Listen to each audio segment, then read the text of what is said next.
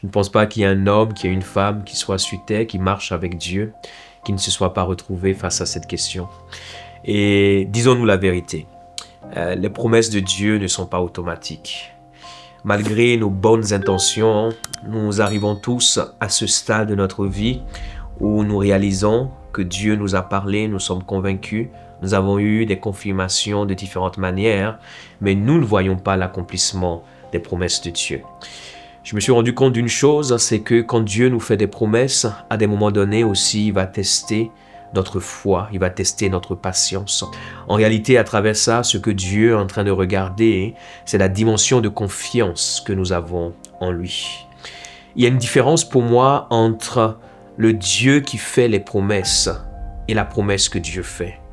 Le Dieu qui fait les promesses, c'est le Dieu qui veut avoir une relation avec nous. Le Dieu qui fait les promesses, c'est le Dieu qui veut marcher avec nous.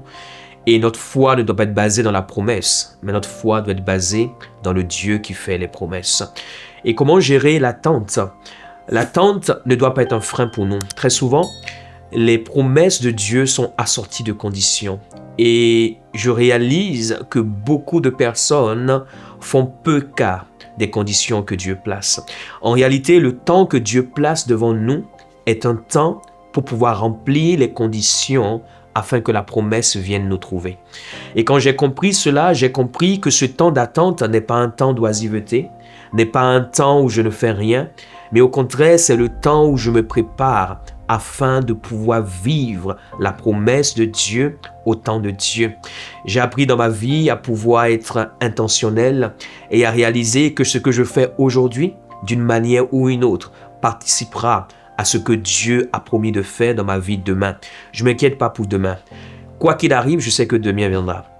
Quoi qu'il arrive, je sais que demain se manifestera. Mais aujourd'hui, je m'assure de pouvoir être dans les starting blocks, de remplir les conditions, d'être cet homme, d'être cette personne qui a ce caractère, qui a cette attitude afin d'être utilisé par Dieu.